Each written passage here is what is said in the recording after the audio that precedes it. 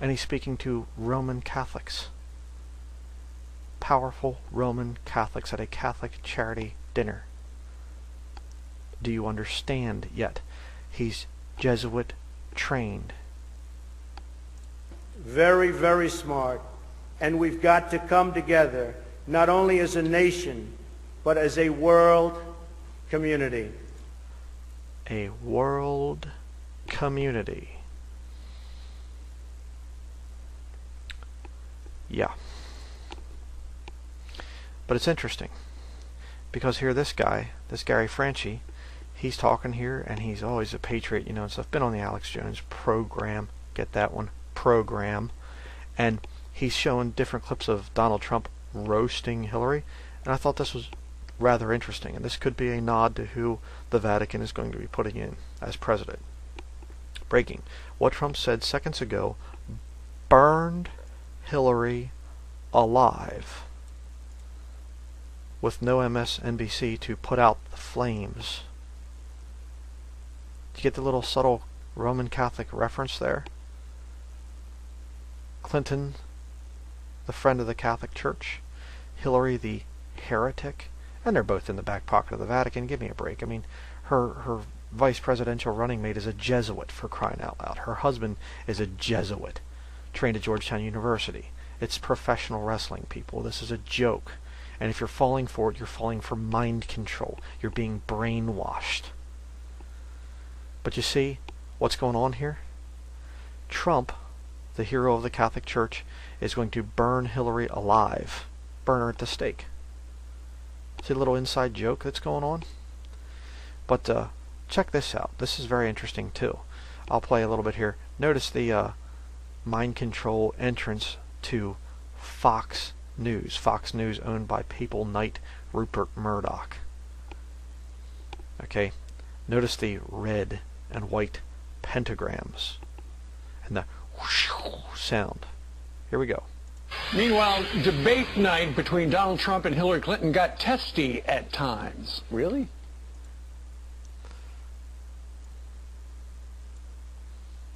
Look at the hand signal. See, this would be a normal way of sitting there. This is not normal. This is a hand signal. Testy at times. Really?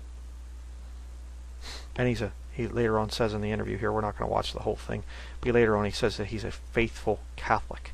And there's the Cardinal Timothy Dolan right there. And again, pictured beside a harlot. Donald just... Okay, now what we're going to do is we're going to zip ahead. It's, we can work out things and agree to disagree and the whole deal here. But check out what goes on here about 6 minutes in. Let's watch this. October the 20th, you will have on one side Hillary Clinton and on the other side Donald Trump. Mm-hmm.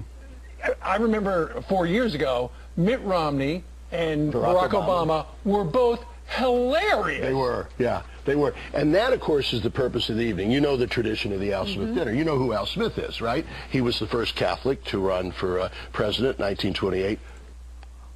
Ooh, whoa, wait a second. So the first Catholic to run for president was in 1928. Isn't that interesting? And they've been honoring him ever since then by bringing presidential candidates together at this dinner. How about that? But listen to what he says. What's the reason that Al Smith did not win? Listen. Trounced by Herbert Hoover. Historians would say probably because of anti-Catholic bigotry. Oh, historians would say because of anti-Catholic bigotry. No, because Americans had more sense back then. The Vatican is a political power.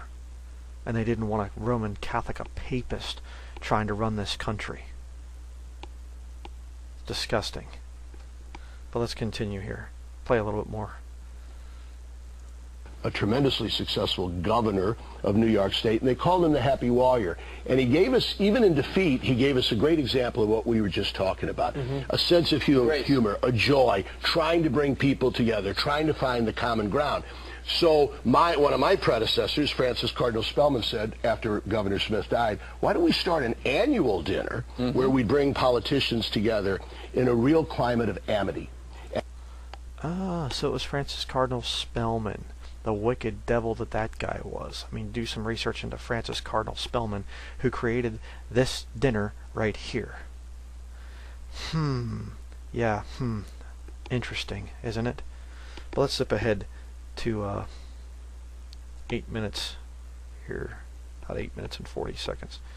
We'll start about right there. Okay, now listen to what they say.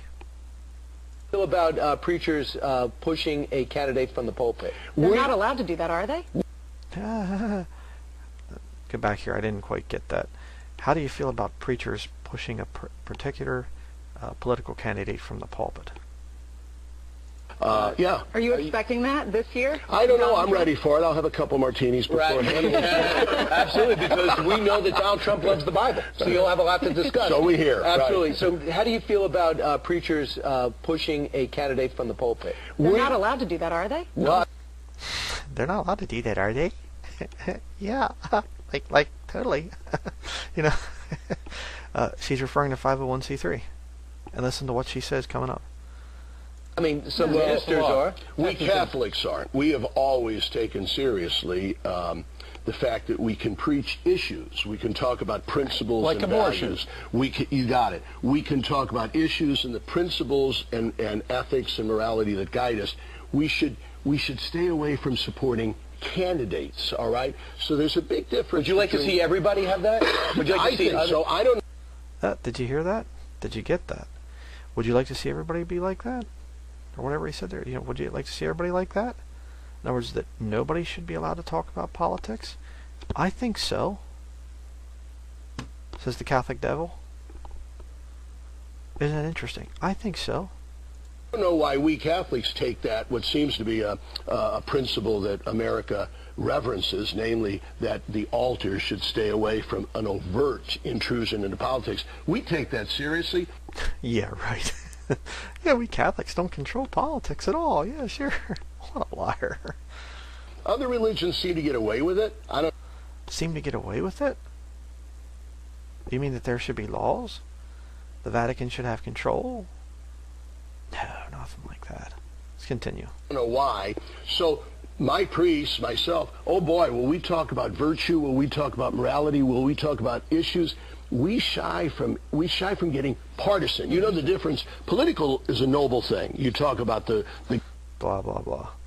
Let's continue here. We'll go to about into here and listen to what he says. They actually talk. Dimbo here talks about the tax exemption thing. Listen to this. A political pope who spoke about virtues, who spoke about the guiding principles of faith and freedom and the dignity of the human person. But famously worked with politicians. But would work with anybody, whether they be to the left or the right. For his I objective. was under the impression that I thought that preachers were not allowed to. They're allowed to talk about the issues, but not endorse a candidate at the pulpit because they would lose their tax exemption if they did that. Yeah, check it out. I've been preaching this for years and years and years and years and years. Look at the hand signal again. I mean, the people, it's just so in your face anymore. It's incredible. I think the church legally, way. exactly. I've heard that too. I don't know if that's accurate. Why don't you try it? You know, I mean, I've heard that too. I don't know if that's accurate or not. He doesn't know about 501c3. Oh, please. Stinking liars. This is such propaganda, people. Somebody and see if there's any blowback. Right? Don't get my friend in trouble. No, don't do that. Do not listen to Brian. Cardinal, I mentioned abortion because as a faithful Catholic, I hear that a lot. Yeah. So there you go. As a faithful Catholic, you know. So it's insanity. I don't think there's anything else I was going to show in this thing. But, you know, people, it's fake. Do you understand? The elections are rigged. The Vatican is in control.